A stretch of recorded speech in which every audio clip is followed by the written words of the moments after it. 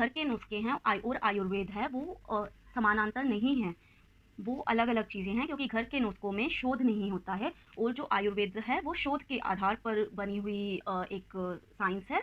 तो इसलिए जो हमें बातें माननी चाहिए वो हमें सिर्फ़ एक्सपर्ट की बातें माननी चाहिए जो आयुर्वेदिक डॉक्टर है, ना कि किसी भी इंसान जैसे विश्वरूप रॉय चौधरी या रामदेव की बातों पर हमें विश्वास कर लेना चाहिए।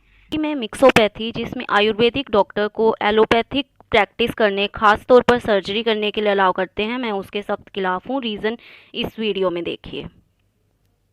बीएमएस का जो साइंटिफिक थॉट प्रोसेस है वो डिफरेंट है, वो एमबीबीएस से ट्रेन नहीं है। जिस चीज की आपने पढ़ाई नहीं की उसमें आप घुस जाए, that is not possible. Doctor sir आपका मैं जो करूंगी, इन्होंने कहा कि माइनर सर्जरी, अगर कोई एब्सिस होता है, इंजेक्शन होता, that is legally not allowed that they do it, पर अगर वो कर ले तो जान को खतरा नहीं है। आप ईएनटी सर्जरी अगर आप पढ़ेंगे आप बेहोश हो जाएंगे सुन के। मैस्टरडेक्टमी कान की सर्जरी है, माइक्रोस्कोप से की जाती है, आयुर्वेद के पास माइक्रोस्कोप नहीं है।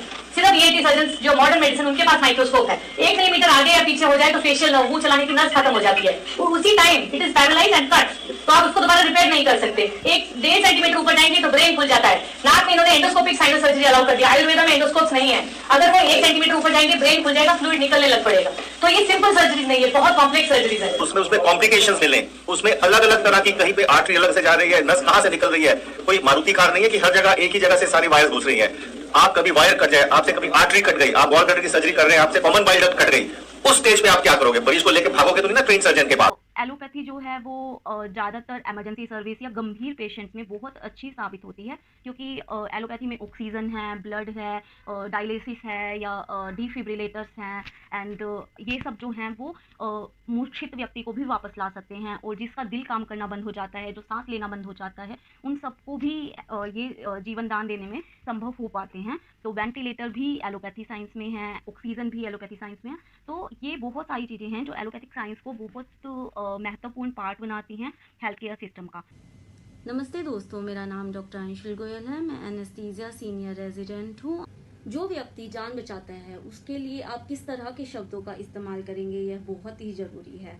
अगर आप उसका धन्यवाद करेंगे तो उसके मन का मनोबल बढ़ जाएगा और वो और जानों को बचाने के लिए कोशिश करेगा। वेद में विश्वास करे या एलोपैथी में विश्वास करे, मुझे इस चीज़ से कोई फ़र्क नहीं पड़ता। मुझे फ़र्क पड़ता है कि जान बचनी चाहिए, किसी भी तरह से किसी भी इंसान की जान खतरे में नहीं पड़नी चाहिए। एक जान को भी हम बचा सकते हैं तो वह जान उसके परिवार के लिए, उसके देश के लिए बहुत ही महत्वपूर्ण होती है और उस जान को बचाकर हम एक तरह से अपने देश के लिए अपने कर्तव्य को निभाते हैं।